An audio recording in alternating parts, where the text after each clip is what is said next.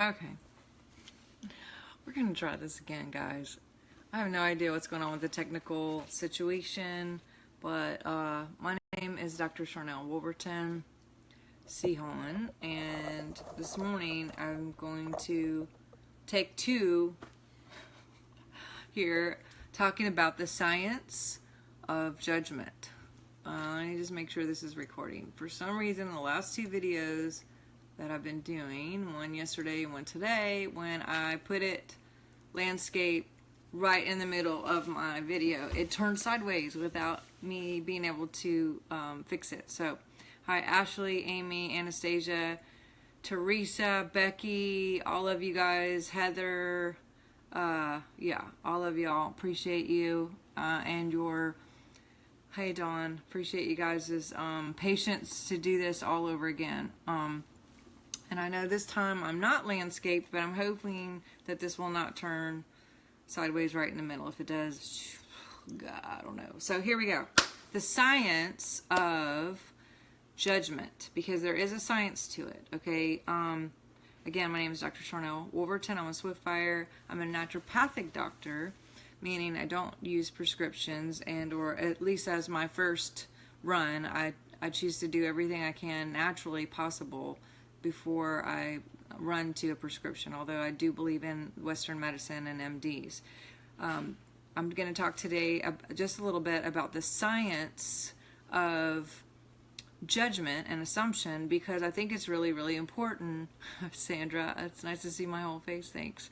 It's very, very important for you. And why is it important for you? It's important for me, but it's important for you too, and that's what I'm going to go into. The scriptures talk about Matthew 7:2. It says, judge with what judgment that you judge, you will be judged. And with the measure that you use it, you will be measured back. It will be measured back to you.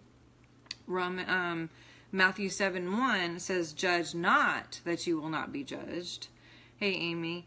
And in Romans 2:1, you can look that up too. You can also look up Galatians 6:7 and 8 that says, do not be deceived. God will not be mocked. Whatever you reap, whatever you sow, you will reap.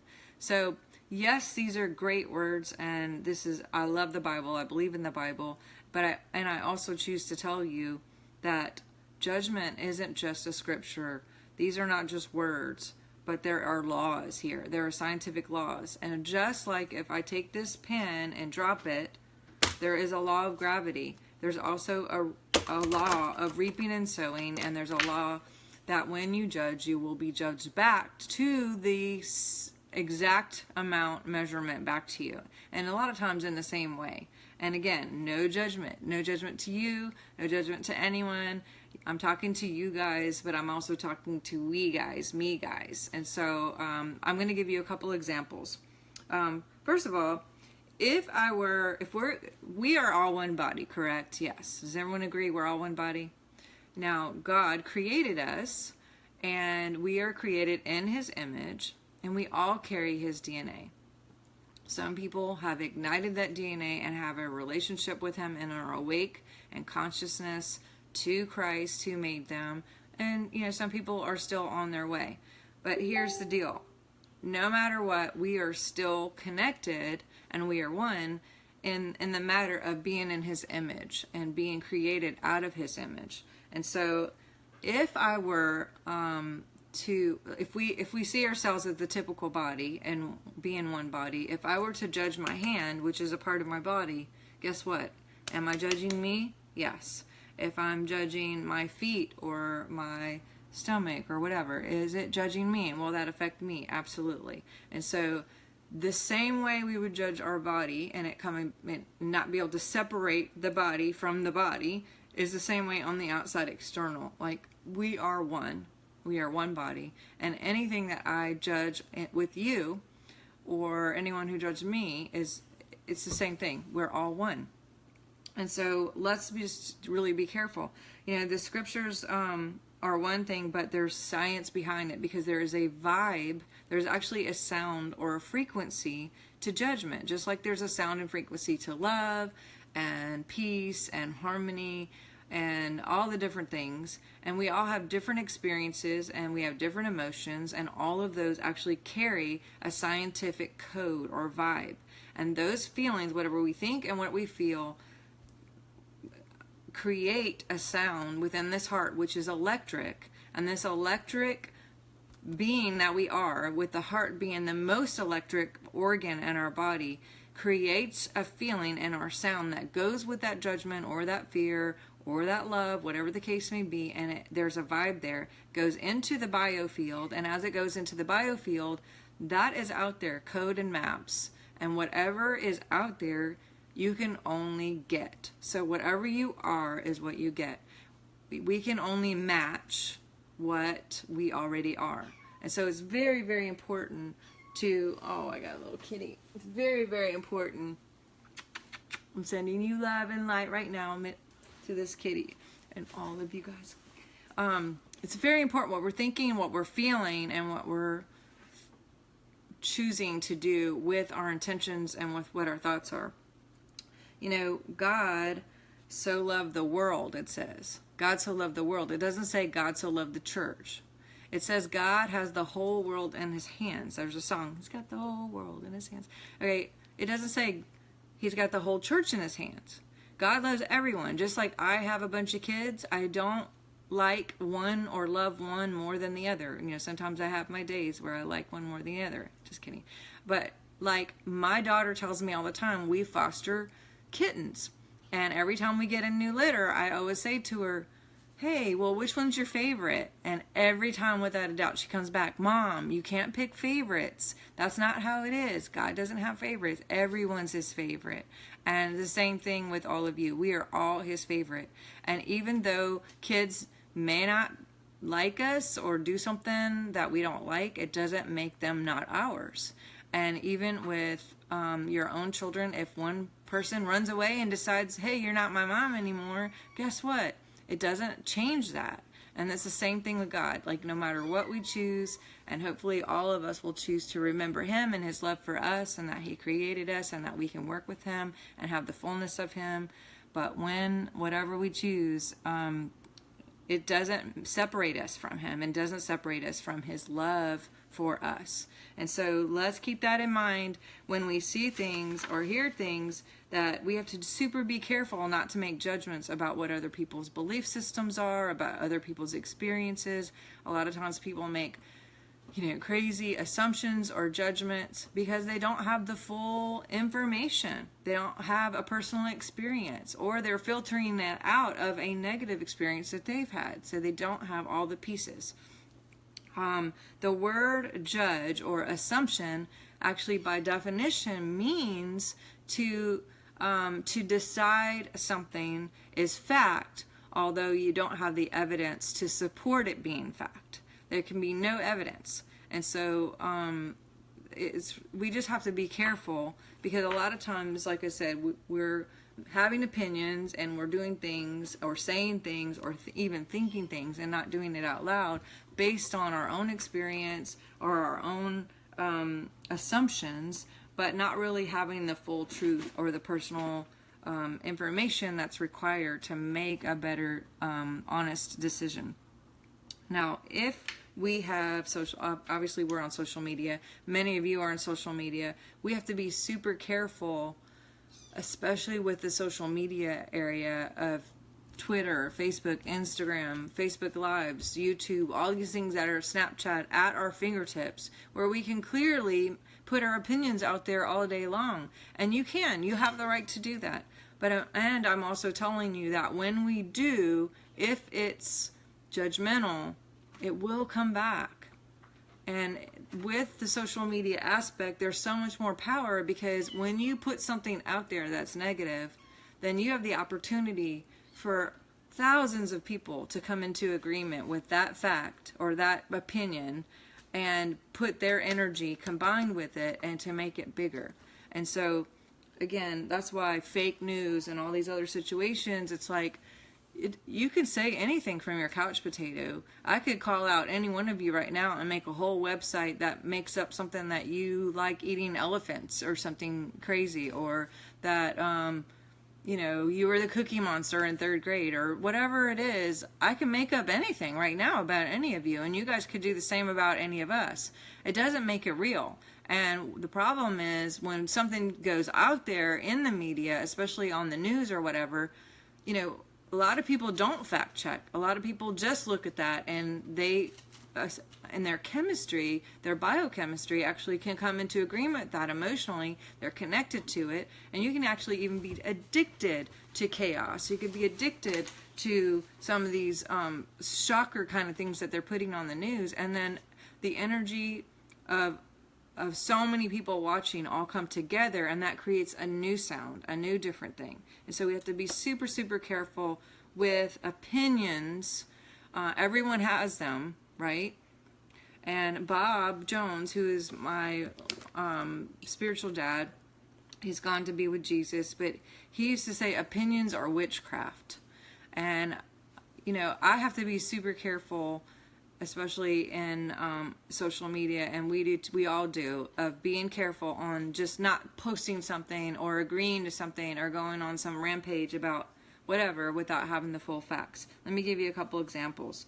Because it can be really subtle, you guys. It doesn't have to be in your face, like I'm posting something really mean and hateful. It could be super, super subtle. Let me tell you how subtle. When, politics aside, I'm letting you know that Donald Trump was running for president. Fact, yes, he was running for president. And fact, Ted Cruz had said he was going to support him if he won, and that Donald Trump said he would support Ted Cruz if he won. Fact. I'm not saying either way. I'm just saying these are just facts, and I'm giving you a personal experience. When it came time when Trump actually won the nomination and it came time to go to the nominating speech or whatever, Ted Cruz did show up, and he did not publicly endorse him. Again, not talking about politics. I'm just saying the facts right now. He didn't. There was something in me that was disappointed in that. Not because of any other reason except for that he said he would. And integrity is a big deal for me. I didn't post it on Facebook. I didn't make a big deal. Inside, I felt it, and I acknowledged that I felt that disappointment. Now, the next day, somebody, it was all over the internet. Lots of people had different opinions of what they were feeling about it, and some people were happy, some people were sad. It doesn't really matter. That's not the point. When a friend of mine had made just one sentence statement and said, I'm so disappointed in Ted Cruz for not endorsing Trump last night. And I did something so slight and subtle. I just hit the like button. I didn't make a statement. I didn't go off. I didn't rant and rave. I just hit the like button. And as soon as I hit the like button, instantly I ask myself, is that a judgment? Did I judge something? And then I'm well, never mind. It's just the truth. So I walked off. And within about 10 minutes, literally, I had an accusation on my Facebook that someone had said something about a decision that I had made, that I had to make that decision based on some laws and rules within what we were doing. And they didn't like it. And so they, basically said some words about it and posted it on my wall. Well, I didn't argue with the person or anything, and I basically, deleted it because it wasn't true, and I inboxed this person who I didn't even know. And, that's another issue too, because Matthew 18 says if your brother sins against you, you go talk to that person. If that person doesn't listen, you go get a group, and so on and so on. The word brother actually indicates relationship. And so we didn't have a relationship. She didn't have any grounds to publicly put something on Facebook that she didn't know anything about. And I wasn't mad at her about it. I just looked at it and said, well, she doesn't understand. She doesn't know the whole thing. So, bless her heart. But I did go in her inbox and privately said, I just want to let you know I deleted that. And the reason why is, you don't know that these are the rules and this is what's going on. And I've been doing this for 17 years, so I do know the rules. And, just to let you know that this is why this was done, and said that in love. Well, literally about 5 minutes after that, I was walking through the living room and the news was on, and Ted Cruz was on there, and he said something about, hey, I've been in politics for 17 years and this and this and this, and he wasn't even talking about like not endorsing him or endorsing him. He was just talking, and he mentioned 17 years, which I had just said, 17 years. And I thought to myself, holy moly. You know what? And I felt in my heart, literally, like I just had this understanding and knowing, Jesus just woke me up to this, that I had judged Ted Cruz. And now it had come back to me, where someone within 10 minutes had judged me for doing something that I did that they didn't have the information. Well, here was me. I don't know why Ted Cruz decided last minute not to endorse him. And again, this is not about politics. This is just about an example, a personal, raw, vulnerable, real life example of me messing up. I had judged. I don't know the conversations that him and Trump have. I don't know all the back end of politics. I don't know the side deals and the weird stuff or the, pressure of Ted Cruz or the stuff that maybe Trump had done to him or said to him. It doesn't even matter. I didn't have the information to even hit a like button and agree with something. Okay, I will give you one more example. Brian and I were on our way to a meeting. We were late because the GPS gave us the wrong directions, and we were in a city we didn't know much about. And when we got there, when we were driving, I found myself getting frustrated because I don't like being late. Usually I'm on time or early. And it was the first time meeting with these people, so I wanted to give a good impression, and I was frustrated. And in the frustration when we were driving, I made the comment and said, like, you would think they would have more signage around here. I mean, like, I don't know how anyone gets anywhere around here because there's, like, literally no way to tell where stuff is or how to get somewhere. And as soon as I said that, I realized that was also a judgment or an assumption. Because in whatever way that I was saying it, I was saying basically, if I were in charge, I would do it better. And you know what? Maybe if I was in charge, I wouldn't know to do it better. Maybe my focus would be on a billion other things that were way more important. Maybe if I was in charge, who knows? Maybe I would do it better. But who knows? Maybe I wouldn't. And that was a judgment. A judgment, again, is making the assumption that something you have decided is true without evidence. And even with Trump in office, all these people are making these assumptions or whatever, or anyone in office. And pray for your leaders, okay? I'm not endorsing either one. I'm just saying pray. Your pastor, your teachers, your parents, whatever the situation, pray for your leaders, because you don't know what you would do if they were in your shoes. I think it was Elvis who said that. Walk a mile in their shoes and then see what's up, okay? And so when we make assumptions and when we make judgments, yes, it will come back to you. And even with the driving situation, if you look at the root of why I was saying what I said, it was about being right. Okay, people will defend being right, and it's scary.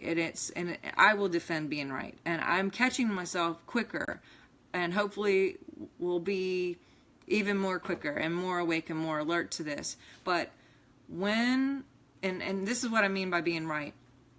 I didn't want to be late. I didn't want to look bad to these people that I was going to see. So I had to, some other situation was going to be the blame or the scapegoat of me not being late. It was their fault because they didn't do the signs. It was their situation. If it's all their fault, then it's not my fault, right? And when it's not my fault, then I feel better and I have a healthier ease of just knowing that I'm right and that I would do it better, right? And so when there's change that comes your way, and when people make decisions for you at work and you're just mad and frustrated because of change, maybe look at the big picture, that maybe the boss made that decision based on a huger company issue where they were going to totally lose the company if they didn't make those decisions. Or in your church, or in your school, or whatever your life is. A lot of times I will tell my kids no, and I don't give them the full information of why. I just say no.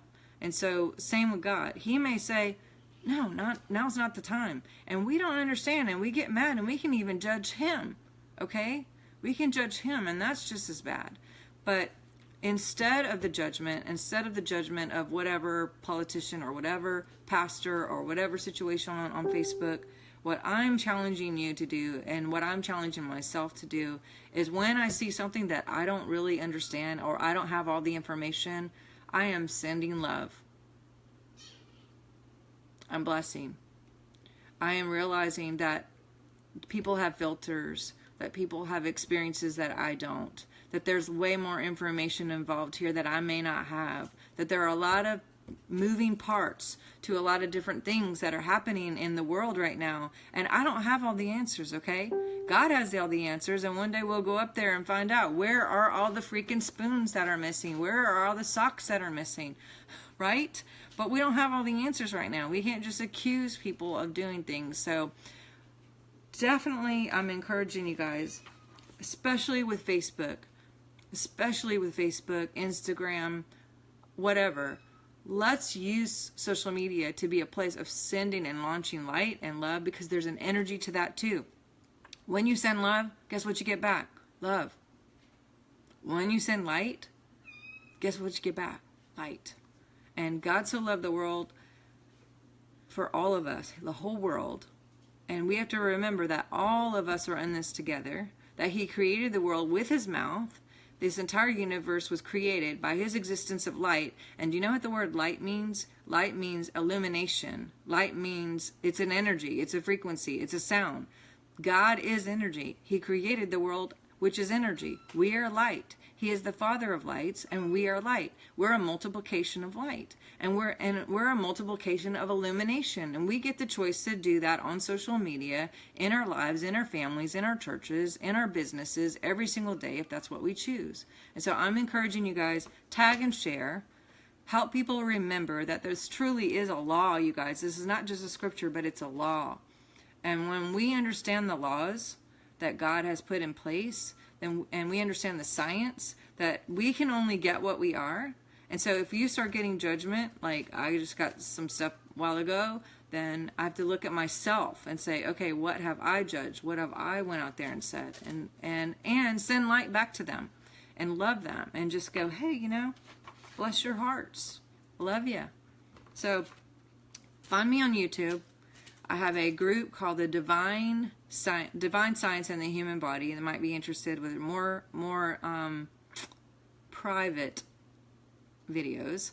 We have YouTube, which is great. You can also connect with me on Instagram and Twitter, and obviously hit the like button. If you're not my friend, I guess there's a limit on friends in Facebook anyway, but I do have a page that is a like page, or a public page that there are no limits, and you can go there, or this is the one I do most of the videos on. You can follow me, and then you will get anything coming up. So I love you guys. I appreciate thank you, Terry, for the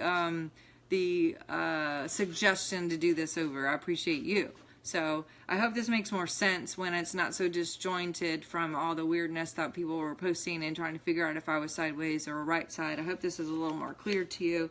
I hope that we will remember our love today. Remember, the word and member, that we will remember our body, our union, and that we will focus our attention on love, light, peace, harmony. I am love, and I'm already loved, and so is my world. I am truth, and so is my world. God is the only power and presence acting to me, through me, in me, and around me, you guys.